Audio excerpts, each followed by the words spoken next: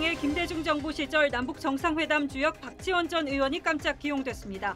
국정원이 사실상 대북기구가 되는 거 아니냐는 우려가 나옵니다. 윤석열 검찰총장이 소집한 전국검사장 회의는 추미애 법무장관의 수사 제휘가 위법하고 부당하다고 의견을 모았습니다. 법무부는 수사팀 교체 등 재제휘 가능성은 없다고 못 박았습니다. 내 집 마련이 어려워진 민심 악화에 민주당 이해찬 대표가 국민께 송구하다고 사과했습니다.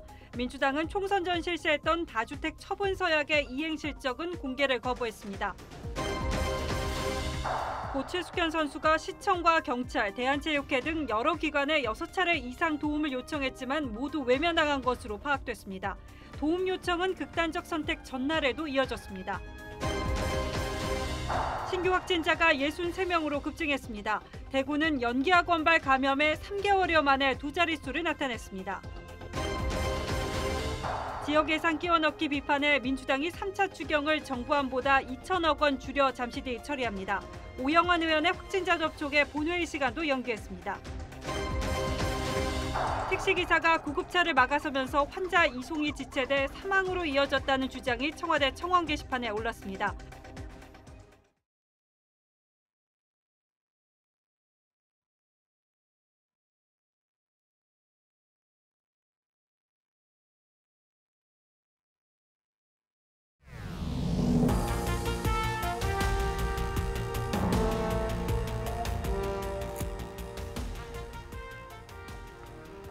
여러분 안녕하십니까? 뉴스9의 신동욱입니다. 문재인 대통령이 결국 외교 안보 라인을 대대적으로 개편했습니다. 그제 저희 뉴스9에서 단독으로 보도해드린 대로 신임 국가안보실장에는 서훈 국정원장을 그리고 통일부 장관에는 이인영 민주당 의원을 각각 지명했습니다. 안보실장에서 물러난 정의용 전 실장과 임종석 전 비서실장은 외교안보특보로 내정됐습니다. 그리고 눈에 띄는 깜짝 인사가 있었는데 바로 지난 총선에서 낙선한 박지원 전 의원을 국정원장으로 발탁한 겁니다. 이로써 문재인 정부 출범과 함께 3년 넘게 이어진 안보 라인을 대폭 교체했습니다. 초점은 남북 관계 개선에 맞춘 것으로 보입니다. 북한이 지난달 남북 연락사무소를 폭파하고 남쪽과는 대화하지 않겠다고 선언했습니다만 문 대통령은 집권 후반기 승부처를 대북 문제 해결로 보는 듯합니다. 먼저 김보건 기자가 보도합니다. 서훈 신임 국가안보실장은 문재인 정부 초대 국정원장으로 1980년 안기부에 입사해 28년 동안 대북 정보부문에서 일한 대표적인 북한 통입니다. 3번의 남북 정상회담을 실무적으로 조율했던 만큼 외교안보 컨트롤타워로서 대북 관계를 지휘할 전망입니다. 다만 상대적으로 미국을 잘 알지 못합니다. 특히 우리의 동맹 미국과는 더욱 긴밀히 소통하고 또 협력할 것입니다. 국가정보원장엔 4선 국회의원을 지낸 박지원 전 의원을 깜짝 발탁했습니다. 통일부 장관 후보자로 내정된 4선의 이인영 의원은 초대 전대협 의장 등을 지낸 운동권 출신입니다. 민주당에서 남북관계 발전과 통일위원회 위원장을 맡았습니다. 평화의 문이 닫히기 전에 다시 평화의 길을 열어야 한다는 절박감으로 임종석 전 비서실장과 정의용 전 안보실장은 외교안보 특별보좌관으로 후방 지원을 맡게 됐습니다. 문재인 대통령이 외교안보 라인 투톱인 안보실장과 국정원장을 처음 교체한 건 꽉 막힌 대북 관계를 풀기 위한 승부수로 보입니다. 하지만 한미동맹을 비롯한 안보 이슈가 뒷전으로 밀릴 거란 우려도 나옵니다. TV조선 김보건입니다. 정치인 박지원이 어떤 사람인지는 너무나 잘 알려져 있습니다. 그래서 국정원장으로는 적절치 않다는 비판이 나올 수도 있습니다. 벌써 국정원장이 북한과의 소통만을 위한 자리냐는 말들이 나오고 있죠. 박 내정자도 이를 의식한 듯 앞으로 정치 얘기는 일치하지 않고 SNS도 끊겠다고 했습니다. 문재인 대통령에게 충성하겠다고 했습니다. 이 말에 박지원 국정원장 기용의 의미와 예상되는 논란이 모두 함축되어 있습니다. 최지원 기자가 보도합니다. 지난 2000년 남북 정상회담을 앞두고 박지원 내정자는 중국에 특사로 다녀왔고 김대중 전 대통령을 수행해 김정일을 만났습니다. 2년 전 평양회담 때는 김정은도 만났고 평소 평양대사가 꿈이라고 말할 만큼 북한 통으로 평가됩니다. 그분들이요? 네. 좋고 또 6.15 회상하면서 그래도 그 6.15가 있었기 때문에 오늘이 있지 않는가 그런 얘기였어요. 문 대통령이 노무현 정부 민정수석이던 지난 2003년엔 대북 송금 사건으로 징역 3년을 선고받고 복역하다 2007년 사면 복권됐습니다. 박 내정자는 문 대통령에게 충성을 다하겠다며 국정원 개혁에 매진하겠다고 했습니다. 국정원은 현 정부 출범 직후 국내 정보 파트를 폐지하고 대북 정보 활동을 강화했습니다. 전문가들 사이에선 박 내정자가 국정원 근무 경험이 없고 안보보다 대북 소통 역할에 더 치중할 수 있다는 목소리도 나옵니다. 박지원 내정자의 발언이 북한에 좀 치우쳐 있다 이런 비판을 받는 상황에서 우려되는 측면 또한 무시할 수가 없습니다. 일각에선 박 내정자가 정치인 출신이란 점에서 정치 개입 가능성을 우려하기도 합니다. 미래통합당은 대북 굴종 정책의 실패를 대북 송금 라인 복구로 만회하겠다는 거냐며 비판했습니다. TV조선 최지원입니다. 물론 북한도 이번 인사를 매우 주목하고 있었을 겁니다. 일단 서훈 안보실장과 박지원 국정원장 투톱이 북한으로서는 반가우면서도 한편으로는 북한을 너무 잘 안다는 점에서 부담스러울 수도 있을 겁니다. 하지만 큰 방향은 남북 대화 재개 쪽으로 흘러갈 가능성이 높아졌습니다. 북한 매체가 한 달여 만에 김정은 위원장의 모습을 공개했고 최근 회고록 파문을 일으킨 볼턴 전 백악관 안보보좌관은 10월 서프라이즈를 예견했습니다. 조덕현 기자가 보도합니다. 상기된 표정에 김정은 위원장이 안일한 방역 대응을 비판합니다. 방심과 방관, 만성화된 현상들과 비상방역 조율 위반 현상들에 대하여 엄하게 비판하시고 김 위원장은 어제 당 정치국 회의를 열고 코로나 방역을 강조했습니다. 대남 관련 언급은 없었습니다. 당분간 대남 도발을 자제하면서 민생 행보에 집중하고 다음 단계의 대미 협상을 준비하는 것으로. 김 위원장이 모습을 드러낸 건 지난달 7일 이후 한 달여 만으로 최근 2달 동안에도 4차례만 등장했습니다. 비건 미 국무부 부장관의 방한을 앞두고 미국 내에선 11월 미 대선 전 깜짝 미북 정상회담 가능성이 거론됐습니다. That's the kernel that could lead to an October surprise. 볼턴 전 백악관 국가안보보좌관도 외신 기자회견에서 10월 서프라이즈를 언급하며 미북 회담 가능성이 있다고 했습니다.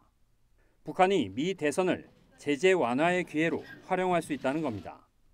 우리 정부도 미북 정상회담 추진에 노력하겠다고 했지만 코로나 사태와 촉박한 미 대선 일정을 감안하면 성사 가능성은 높지 않다는 분석이 많습니다. TV조선 조덕현입니다. 윤석열 검찰총장이 오늘 전국의 고위 검사들을 한자리로 불렀습니다. 고검장, 수도권 검사장 그리고 그 밖의 검사장 순서로 하루 종일 회의가 이어졌습니다. 핵심은 추미애 법무장관이 채널A 사건에 대해 지휘권을 행사한 것이 합당한 것인가 하는 것이었는데 지금까지 저희 취재 결과로 보면 장관의 지휘가 부당하다는 쪽으로 의견이 모아졌다고 합니다. 대검찰청의 한송원 기자와 법무부의 주원진 기자가 지금 연결되어 있습니다. 먼저 대검으로 가보죠. 자, 한송원 기자. 네, 대검찰청에 나와 있습니다. 자, 그러니까 오늘 회의 결과에 대해서 어떤 공식적인 발표가 있었던 것은 아니고 저희 법조팀이 여러 경로로 지금 확인을 했다는 거죠? 네, 그렇습니다. 추미애 장관이 윤석열 총장에게 채널A 사건 수사에서 손을 떼라고 한 것을 두고 검사장들은 대부분 위법하고 부당하다는 취지의 의견을 낸 것으로 확인됐습니다. 오늘 회의에 참석한 검사장들은 대부분 추 장관의 수사 지휘는 위법하고 부당하다고 지적한 것으로 전해졌습니다. 또 추 장관에게 지휘권 발동 재고를 요청하는 방향으로 법무부에 의견 전달을 해달라고 대검에 요청했습니다. 검사장들은 재고가 받아들여지지 않으면 후속 논의를 하기로 뜻을 모은 것으로 알려졌습니다. 일부 검사장들은 윤석열 총장의 거취 문제와 관련해 자진 사퇴는 절대 불가하다는 반응을 보인 것으로 전해졌습니다. 다만 추 장관의 첫 번째 지시였던 전문 자문단 소집 중단은 윤 총장이 받아들여야 한다는 입장을 정했습니다. 자, 오늘 전국의 검사장들이 다 왔는데 유독 윤석열 총장과 각을 세우고 있는 이성윤 서울중앙지검장만 회의에 불참을 했다면서요? 네, 그렇습니다. 채널A 사건을 두고 사실상 공개 항명한 이성윤 서울중앙지검장이 일부 지검장들과 의견 충돌이 있을 수 있을 거란 전망도 나왔는데 이 지검장은 오늘 검사장 회의에 참석하지 않았습니다. 이에 대해 중앙지검은 이 지검장도 검사장 회의에 참석할 예정이었으나 수사를 맡은 지청은 오지 않아도 된다는 대검의 연락에 따라 불참했다고 밝혔습니다. 대검은 오늘 검사장 회의에서 나온 입장을 정리해 주말이나 다음 주 월요일에 법무부에 전달할 예정인데요. 대검의 공식 입장이 어느 정도의 수위가 되느냐에 따라 법무부와 검찰의 갈등은 새 국면을 맞을 전망입니다. 지금까지 대검찰청에서 TV조선 한송원입니다. 자, 이제 이렇게 되면 공은 다시 추미애 장관에게 넘어가게 되었습니다. 검찰 최고 수뇌부 모두가 의견을 모아서 추 장관의 지위가 부당하다고 결론을 내린다면 추 장관의 리더십에도 큰 타격이 불가피합니다.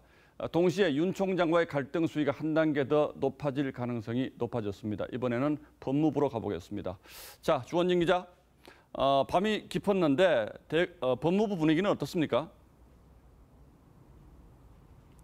네, 법무부는 다소 긴박하게 돌아가고 있습니다. 추미애 장관은 저녁 6시 30분쯤 퇴근했었는데요.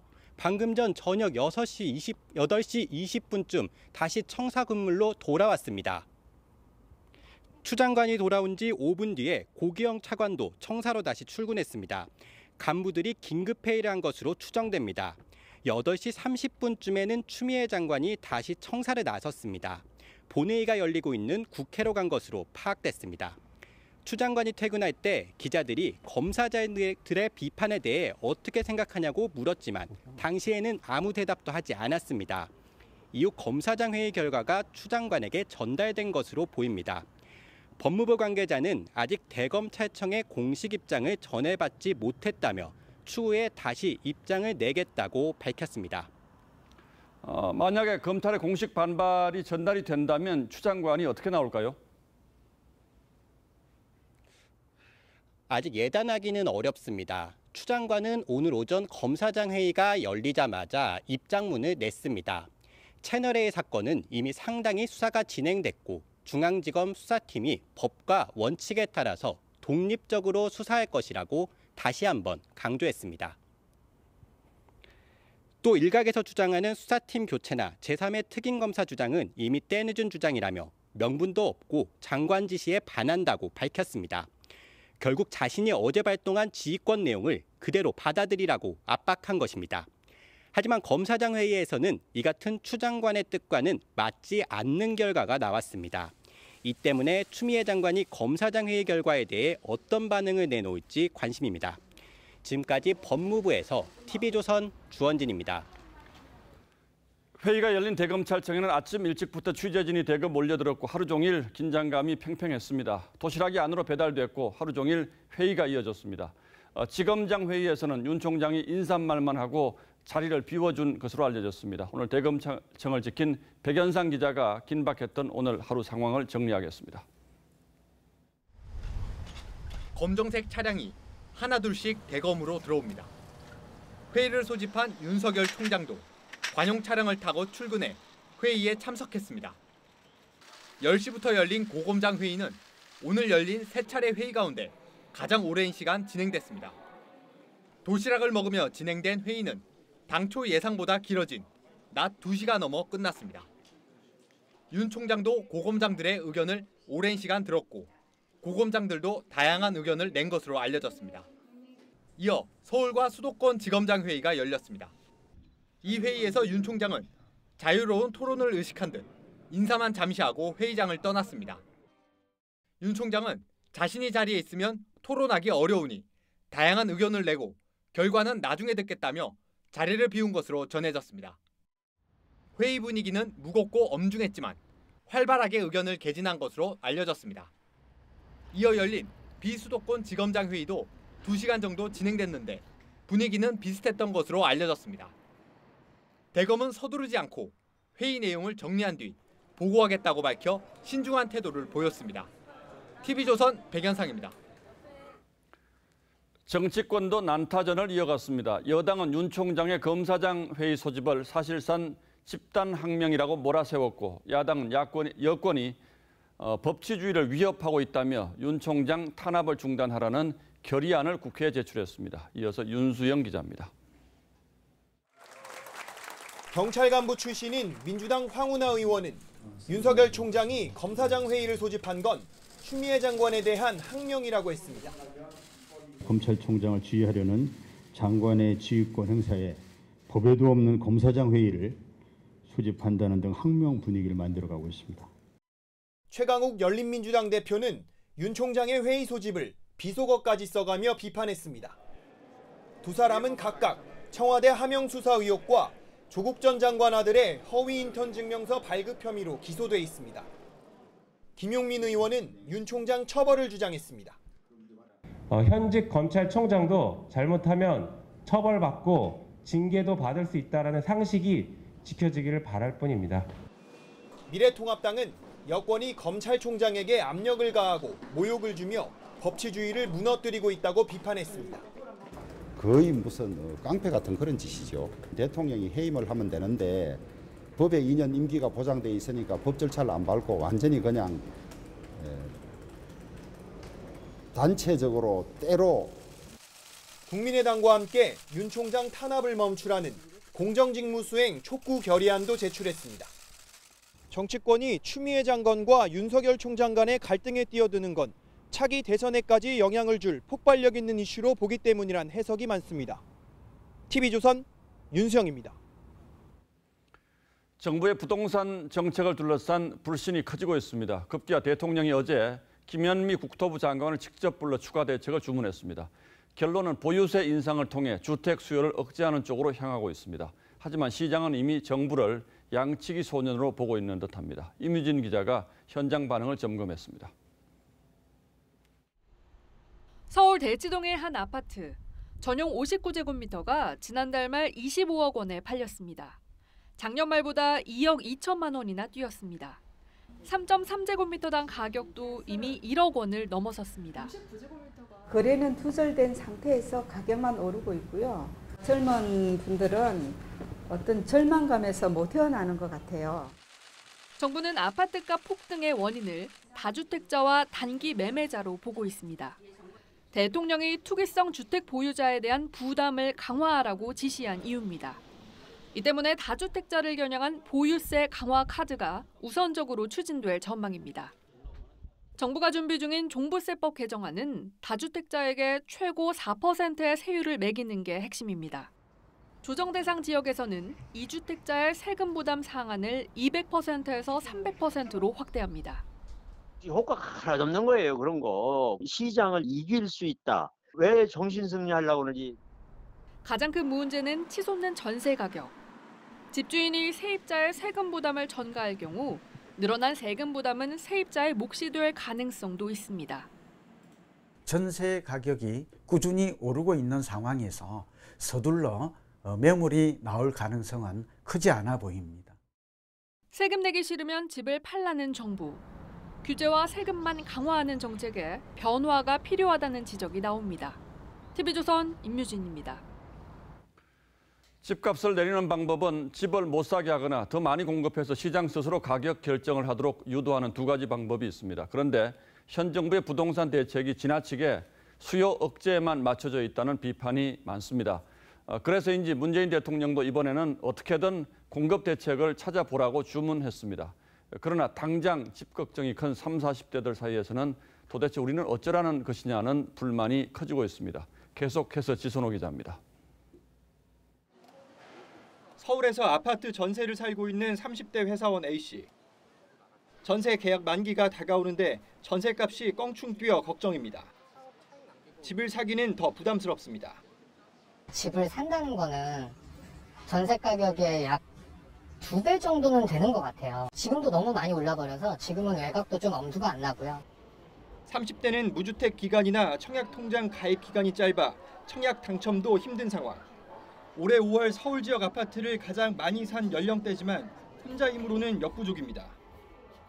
30, 40대, 특히 30대 문의가 많아요. 주로 이제 부모님한테 증여를 다 받죠. 솔직히 전 부모님한테 증여 안 받고 30대가 사는 거 한 번도 못 봤어요.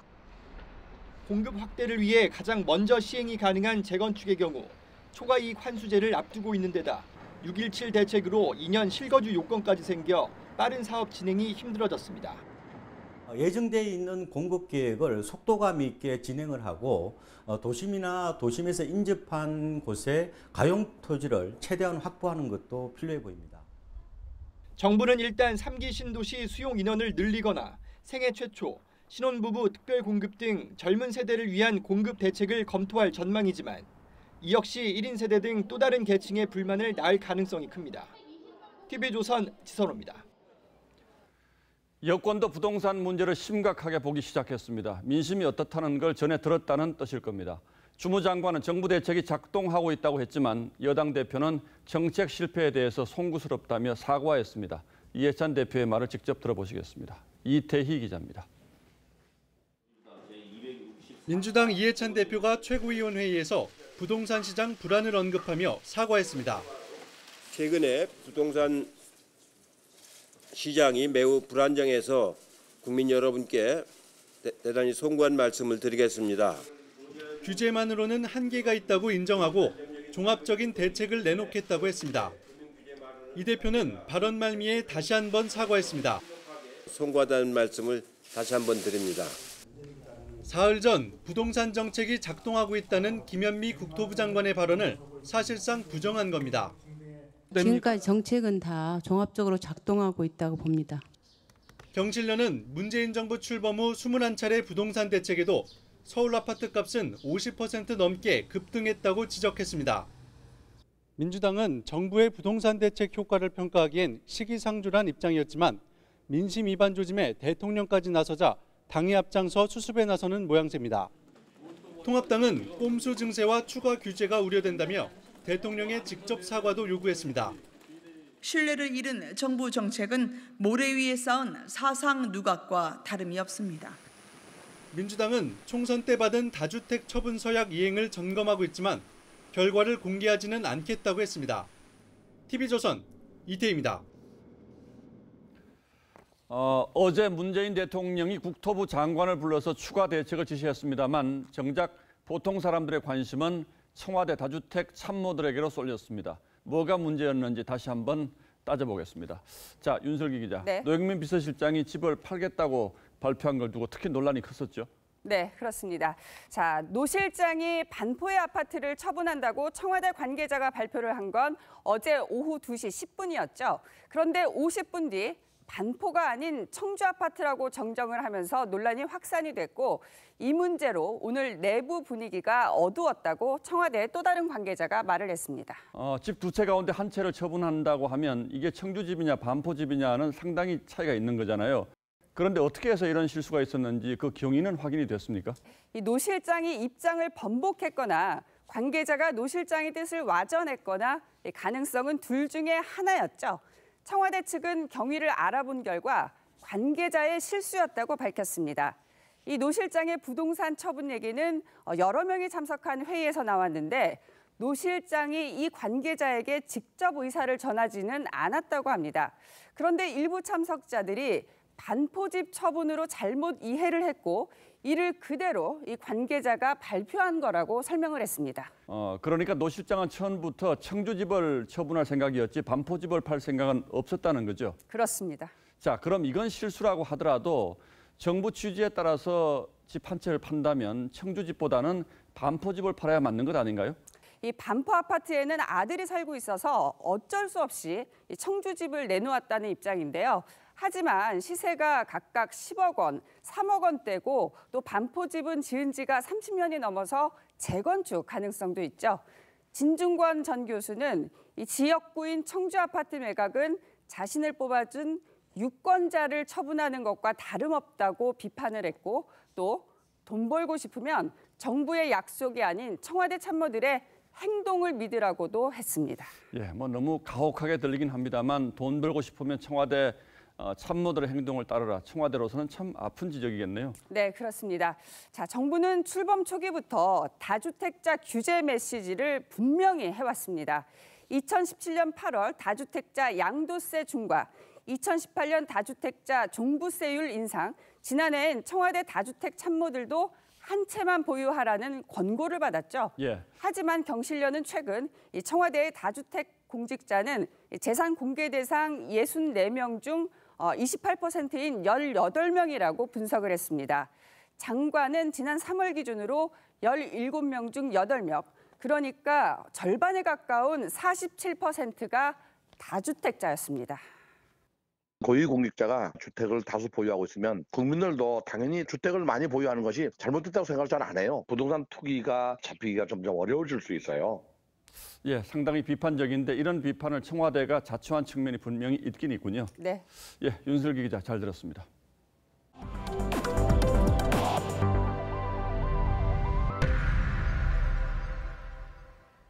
고 최숙현 선수 관련 뉴스 이어갑니다. 저희 취재진이 가혹행위 의혹 당사자인 경주시청 감독이 최 선수 아버지에게 보낸 장문의 문자를 입수했습니다. 지난 2월에 보낸 메시지인데 김 감독은 떠나겠다, 사죄드린다, 잘못을 시인하는 모습이었습니다. 이때가 최 선수 측이 철인 3종 연맹의 가혹행위와 관련해서 진정서를 제출하려던 시점이었습니다. 그런데 김 감독은 5개월이 지난 지금 태도를 바꿔서 당시의 사과는 온데간데 없고 가혹행위를 부인하고 있습니다. 이심철 기자가 먼저 보도합니다. 경주시청 김모 감독이 고 최숙현 선수의 아버지 최영희 씨에게 보낸 휴대전화 문자 메시지입니다. 김 감독은 이유 없이 모든 책임은 본인에게 있다. 다 내려놓고 떠날 테니 시간을 조금만 달라고 호소합니다. 최 선수 아버지가 김 감독의 사과 내용이 담긴 문자 메시지를 받은 것은 지난 2월 10일.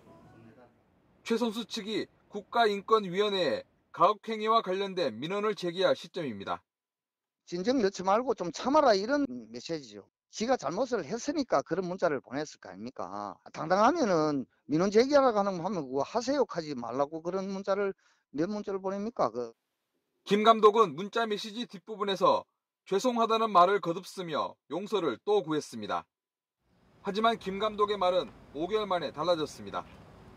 어제 열린 경주시 체육회 인사위원회에서 최 선수 폭행은 팀 닥터가 했고 자신은 말렸다면서 폭행 사실 등 자신을 둘러싼 의혹을 부인했습니다. 김 감독은 TV조선 취재진에게 오히려 최숙현 선수가 올해 2월까지 자신에게 고맙다는 내용의 문자를 보냈다고 주장하기도 했습니다.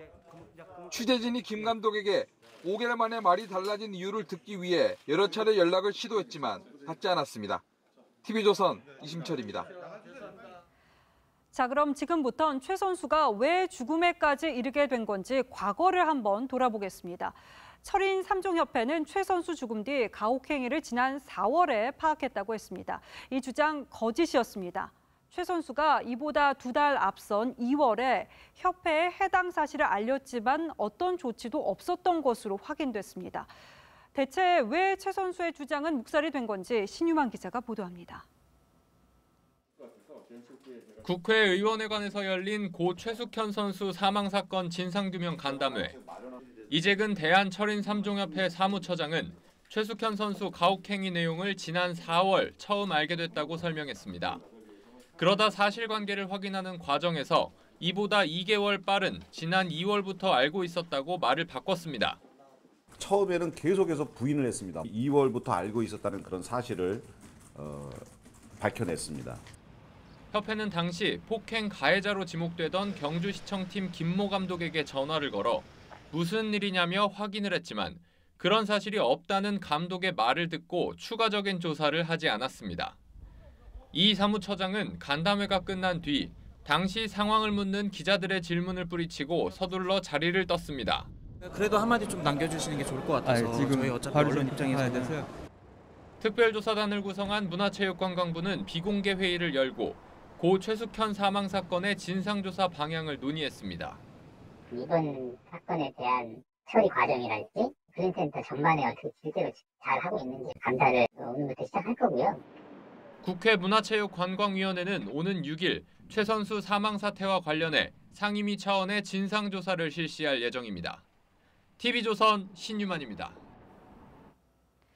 그렇다면 최 선수가 가혹행위를 호소한 곳은 철인 3종협회뿐이었을까요?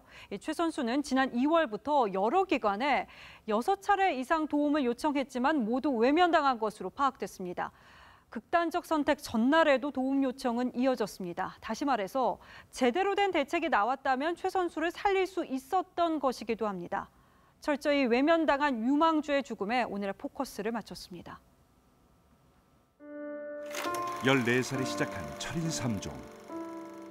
1500m를 헤엄치고 40km 페달을 밟아 다시 10km를 달려야 하는 극한의 경기. 반복되는 힘든 훈련에도 매일 일기를 쓰며 스스로를 채찍질했습니다. 최고가 되기 위해 들어간 국내 최강이라던 실업팀. 그런데 거기서 지옥이 시작됐습니다. 때리고 욕하고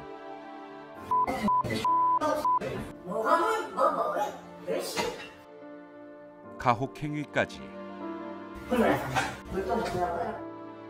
인신공격도 서슴지 않았습니다.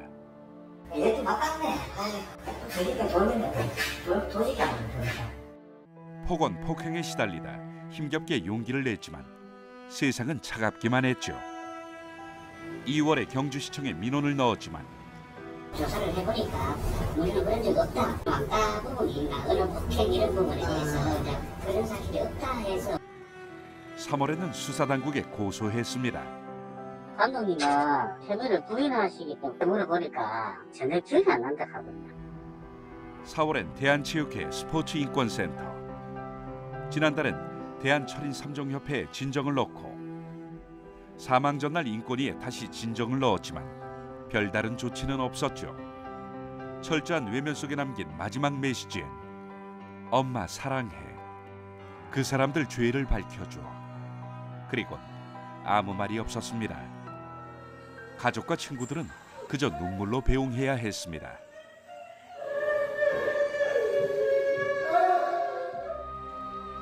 세상은 그가 떠난 뒤에야 고개를 숙이고 상심 주실 가족분들께 인도의 말씀과 함께 또다시 사죄의 말씀을 드립니다.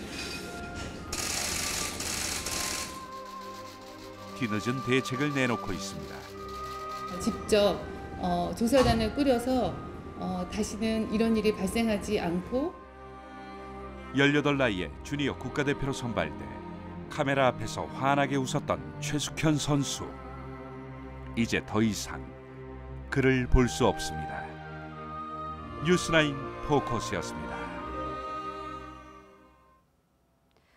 체육계의 가혹행이 또 드러났습니다. 한국 최대 핸드볼팀에선 선배가 후배에게 흉기 위협을 하고 뜨거운 라면을 붓는 황당한 폭력이 벌어졌습니다. 가혹행위는 핸드볼팀 기숙사에서도 벌어진 것으로 추가 확인됐는데요. 이 가해자 가운데 올림픽 국가대표도 포함됐습니다. 배상윤 기자가 단독 보도합니다. 지난달 15일 춘천의 한 연수원에서 폭행 사건이 발생했습니다. 합숙훈련을 하던 한국 최대 핸드볼팀 3학년 A씨가 1학년 B씨를 폭행했습니다. B씨는 술에 취한 A씨가 흉기로 협박도 했다고 말했습니다. 깜짝 놀라가지고 일어나서 그냥 쳐다봤는데 던지면서 저를 때리고 목 조르고 A씨는 또 다른 2학년 후배에게 뜨거운 라면을 붓기도 한 것으로 전해졌습니다. B씨는 맨발로 탈출해 경찰에 신고했습니다. A씨는 지난 5월부터 후배 선수를 추행하는 등 가혹행위를 한 것으로 전해졌습니다. 피해 선수가 팀 코치에게 폭행 사실을 알렸지만 가해자 훈련 배제 외에는 추가 조치가 없었습니다. 학교 측은 폭행 사건 자체도 몰랐습니다. 상황 파악하고 있어요. 근데 혐의 사실이 정확히 드러난다면 학교 측에서 그거에 대해서 명령의 조치를 하자. 대한체육회는 해당 핸드볼팀 기숙사에서 또 다른 선배 3명도 가혹행위를 했다고 밝혔습니다. 지난 3월 도쿄올림픽 국가대표에 선발됐던 선수도 포함됐습니다. 대한체육회는 핸드볼협회에 해당 선수의 국가대표 자격 박탈을 요청할 계획입니다. TV조선 배상윤입니다. 신규 확진자가 63명으로 급증했습니다. 사흘 연속 50명을 넘어선 것이기도 한데 지역 감염 확산세가 뚜렷했습니다. 먼저 수도권 상황 전해드리면 의정부 소재 아파트에서 시작된 감염이 헬스장으로 번지면서 이른바 N차 감염으로 빠르게 확산되고 있습니다. 코로나 소식은 먼저 황병준 기자가 보도합니다.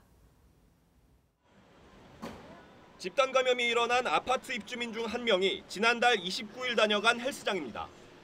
함께 운동한 20대가 확진된 이후 N차 감염으로 어제만 확진자 7명이 나왔습니다.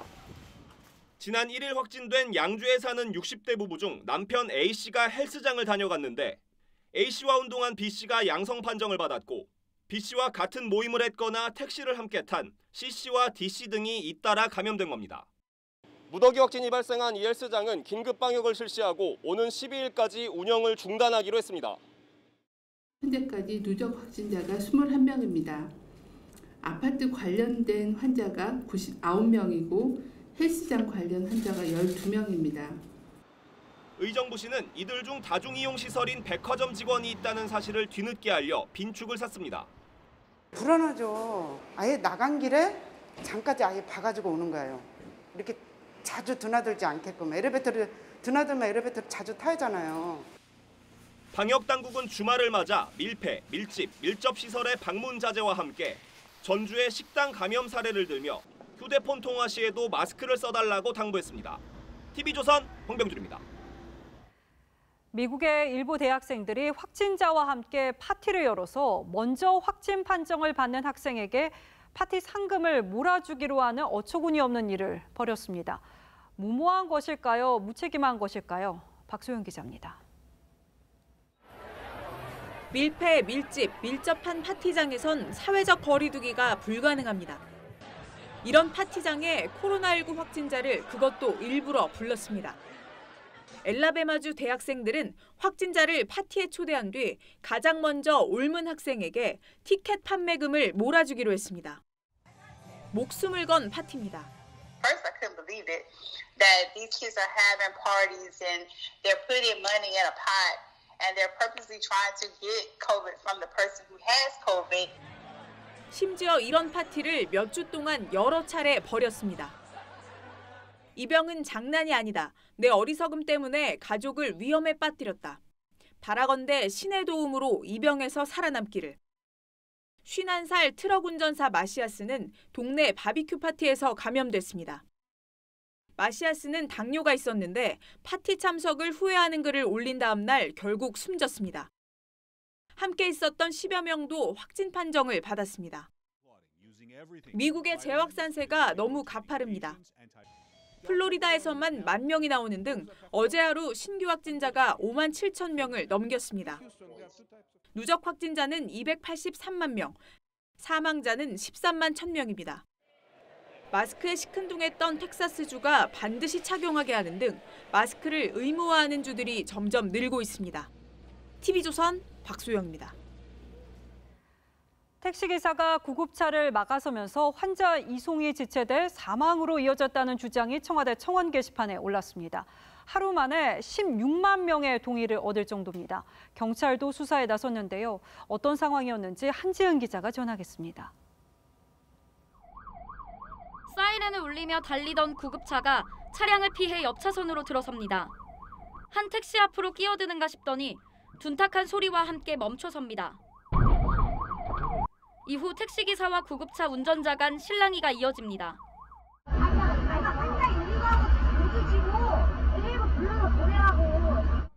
환자 목숨보다 사고 처리가 우선이라는 말도 내뱉습니다. 지금은 내가 책임진다니까. 지금은 내가 책임진다고 어디 그냥 가, 씨. 나 치고 가, 그러면. 해당 구급차엔 호흡곤란과 통증을 호소하는 폐암 4기 80대 여성 환자가 타고 있었습니다. 환자는 병원을 400m 앞둔 이곳에서 다른 구급차가 올 때까지 10여 분을 지체했습니다. 119 구급대에 의해 병원으로 후송된 해당 환자에겐 7시간 뒤 사망 진단이 내려졌습니다.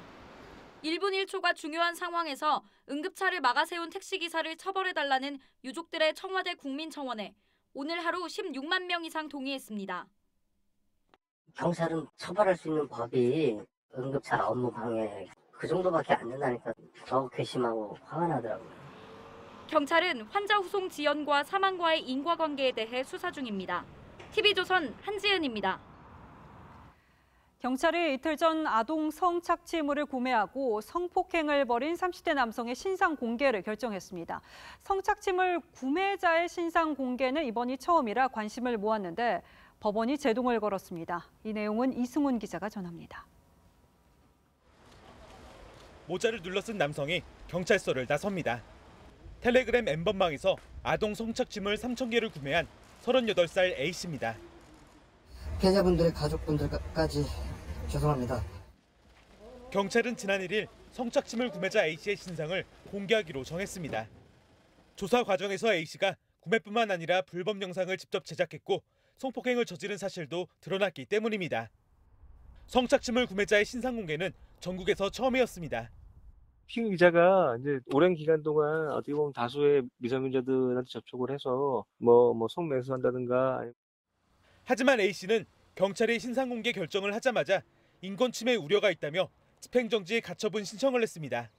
법원은 오늘 A씨의 가처분 신청을 받아들였습니다. 재판부는 A씨가 일부 혐의를 부인하지만 제출한 증거가 충분하지 않고 검찰 송치 단계에서 신상을 공개해야 할 긴급성이 없다고 판단했습니다. 재판부는 다만 형사 절차의 어느 단계에서 피의자의 신상 공개를 결정할지는 수사기관의 재량이라며 여지를 남겼습니다. TV조선 이승훈입니다. 국회가 잠시 뒤에 본회의를 열고 35조 원 역대 최대 규모의 3차 추경안을 처리합니다. 오늘 본회의는 당초 저녁 7시로 예정돼 있었는데 민주당 오영환 의원의 코로나19 확진자와 악수를 한 사실이 확인돼서 검사 결과를 지켜본 뒤에 진행하느라 10시로 미뤄졌다고 합니다. 오 의원은 음성으로 나왔습니다. 국회로 가보겠습니다. 자, 최원희 기자. 네, 국회 본회의장 앞입니다. 예산안 심사는 여전히 여당 단독으로 진행됐겠군요. 네, 아직 본회의가 시작되진 않았고요. 본회의 상정 전 마지막 관문인 예산결산위원회에서 여당 단독으로 진행됐던 추경심사가 조금 전 막 끝났습니다. 본회의는 말씀하신 대로 잠시 뒤 밤 10시부터 시작될 예정입니다. 미래통합당은 오늘 본회의에도 불참했는데요. 주호영 원내대표는 규탄 리본을 달고 국회에 비상대기해달라고 의원들에게 당부했습니다. 마찬가지로 졸속심사로 비판해온 정의당도 본회의엔 참석하지만 표결 참여 여부는 검토 중입니다. 예, 이번 추경에 지역구 민원성 예산을 끼워 넣었다는 점을 저희가 며칠 전에 지적해드렸는데 이건 어떻게 됐습니까? 네, 정부가 제출한 3차 추경 규모는 당초 35조 3천억 원이었습니다. 상임위 심사 단계에서 지역구 민원성 예산이 늘어나면서 38조 원으로 불어났었는데 예결위를 거치면서 원안보다 2천억 원이 삭감된 35조 1천억 원으로 확정됐습니다. 민주당 일부 의원들이 요청했던 약 3,500억 원 규모의 지역구 민원 예산은 저희 보도 이후 비판 여론이 일자 모두 빠졌습니다. 민주당은 국가 채무 비율이 늘어날 수 있다는 우려 때문에 감액에 집중했고 고용유지 지원금을 비롯해 대학 등록금 반환 예산 등은 증액했다고 설명했습니다. 지금까지 국회에서 TV조선 최원입니다. 조국 전 장관의 감찰 무마 의혹을 처음으로 폭로한 김태우 전 검찰 수사관과 조 전 장관이 오늘 법정에서 처음으로 대면했습니다. 법정 밖에서부터 두 사람의 날카로운 설전이 벌어졌습니다. 이채현 기자입니다. 유재수 전 부산시 경제부시장 감찰무마 의혹 재판에 출석하는 조국 전 장관이 작심한 듯 카메라 앞에 서서 검찰에 대한 훈계를 시작했습니다. 1분 30초 정도 이어졌는데 검찰이 목표 달성을 위해 정치권과 언론을 이용하는 일이 다반사였다고 했습니다. 검찰은 이러한 막강한 권한을 남용해 왔습니다. 표적 수사, 별건 수사, 별건 수사, 먼지털이 수사, 인디안 기우제식 수사. 증인으로 출석한 김태우 전 검찰 수사관도 맞받았습니다. 사건의 실체는 친문 실세들에게 잘 보이려고 조 전 장관이 위법 행위를 한 것이라고 했습니다. 조국은 그 청탁을 들어줬습니다. 그리고 나서 감찰이 무마가 되었죠. 조국이 법무부 장관으로서 인사청문회를 받게 되고 윤건영이 이런 말을 했습니다. 내가 대통령께 조국을 임명해야 한다. 김 전 수사관은 이날 재판에서 현 정부에서는 친정권 사람의 비위를 첩보하니 다 중단됐다고도 증언했습니다. 조 전 장관 측 변호인은 검찰이 조 전 장관을 기소하고 유죄로 확신한데 검찰 전체의 의사결정이 반영됐을 수 있다며 정치적 시각이 작동됐을 것이라고 주장했습니다. TV조선 이채연입니다. 여권으로부터 사퇴 압박을 받고 있는 윤석열 검찰총장 문제에 박상기 전 법무장관이 갑자기 끼어들었습니다. 조 전 장관이 자신의 후임으로 법무장관에 지명되자 윤 총장이 낙마시켜야 한다라고 말했다는 겁니다. 조 전 장관 수사에 윤 총장의 사감이 개입돼 있었다고 주장하는 듯한 발언입니다. 이 발언이 나오자 대검은 즉각 박 전 장관이 오히려 조국을 잘 봐달라고 했다며 수사 개입 의혹을 제기했습니다. 변재영 기자가 보도합니다. 지난해 8월 말 당시 박상기 법무부 장관은 서울 반포의 한 호텔에서 윤석열 검찰총장을 만났는데 윤 총장이 조국 당시 법무부 장관 후보자를 낙마시켜야 한다고 말했다고 한 매체와의 인터뷰에서 주장했습니다.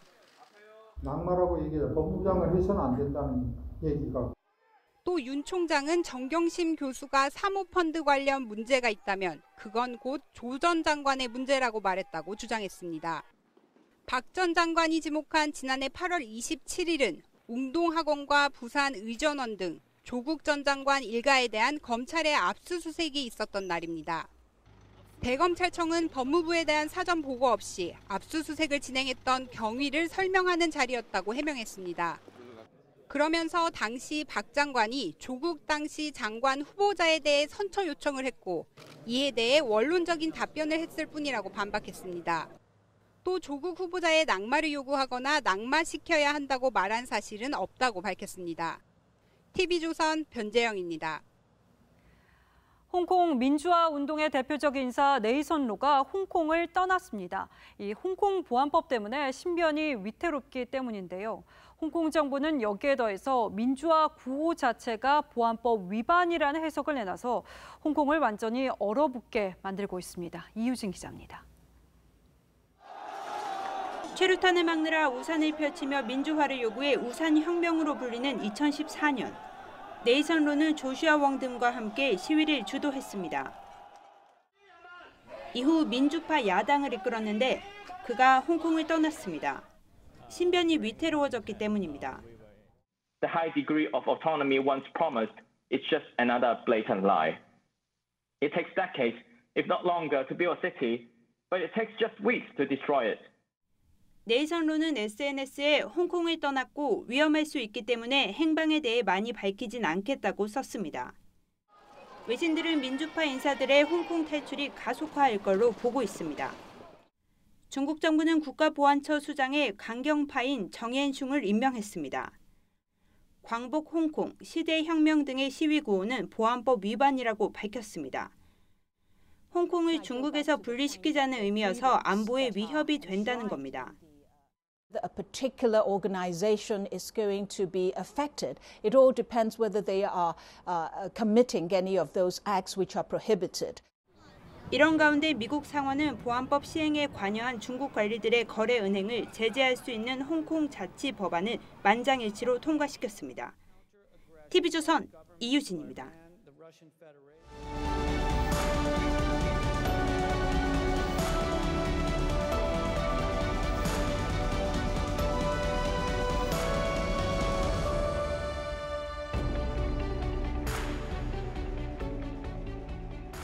설악산 자락에서 태어나 평생 그 품에 살다 떠난 설악의 시인 이성선. 깨끗한 언어로 산과 자연을 찬미하며 산과 한 몸이 되고자 했던 그의 시 한 편 들어보시죠. 산이 지나가다가 잠깐 물가에 앉아 귀를 씻는다. 그 아래 엎드려 물을 마시니 입에서 산 향기가 난다. 국립중앙박물관이 소장한 고려 청동 거울입니다. 뒷면에 속세를 떠나 살았던 허유와 소부의 이야기를 새겨놓았습니다. 잘 아시듯 허유는 중국 요임금이 나라를 다스려 달라고 하자 못 들을 말을 들었다며 흐르는 물에 귀를 씻었습니다. 그러자 소부는 한술 더 떠 그 더러운 물을 소에게 먹일 수 없다며 강 상류로 올라갔다고 하죠. 우리 사회의 지금 특징은 악다구니는 악다구니, 쌍소리, 욕지거리 이걸로 날이 지고 새는. 말이 타락한 시대에 지난 한 주도 차마 못 들을 말, 차마 못 볼 일들이 많았습니다. 그중에서도 그칠 줄 모르는 것이 윤석열 검찰총장을 향한 여권의 천박한 말폭탄이었습니다. 이분들 말을 빌자면 윤 총장은 건달 두목이고 윤 총장이 소집한 오늘 전국 검사장 회의는 똘마니들의 규합이며 검찰은 후지고 또 후진 집단입니다. 이런 여권의 공세에 통합당 주호영 원내대표는 깡패 같은 치라고 맞받았으니 누가 누구에게 품격을 따질 처지는 아닌 듯합니다. 추경 예산 심의는 또 어떤가요?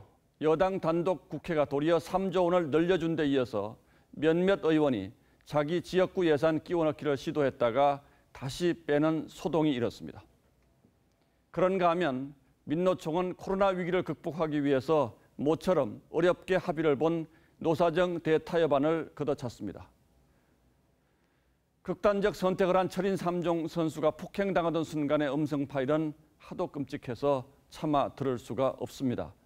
아이를 가방에 가둬 숨지게 했던 의붓 엄마는 가방 위에 올라가 발을 굴은 혐의가 추가됐고 화성 연쇄살인범 이춘재는 무료에서 범행을 시작했다고 했습니다. 그렇게나 더럽혀진 귀와 눈을 도대체 어떻게 씻어야 할까요? 시인이 처방전을 써줍니다. 뭉게구름 91분, 시냇물 소리 91분, 불암산 바위 쳐다보기 91분. 하늘에 떠가는 구름을 조용히 쳐다보고 시냇물 소리에 귀 기울이고 의연한 산을 바라보며 마음을 다스리라고 합니다. 바쁜 세상 90일까지는 아니어도 당장 이번 주말 휴일엔 인적 드문 산길이라도 걸으시며 마음을 좀 달래시기 바랍니다. 7월 3일 앵커의 시선은 귀를 씻다였습니다.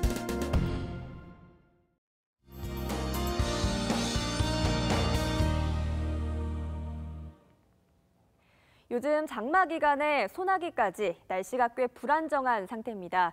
내일 새벽까지는 수도권 지역에 강한 소나기가 지날 수 있겠고요. 충청 이남 지역은 장맛비가 내리다가 그치겠습니다. 낮 동안에는 다소 더운 날씨가 이어지는데요. 대체로 30도 이하로 버틸만은 하겠습니다.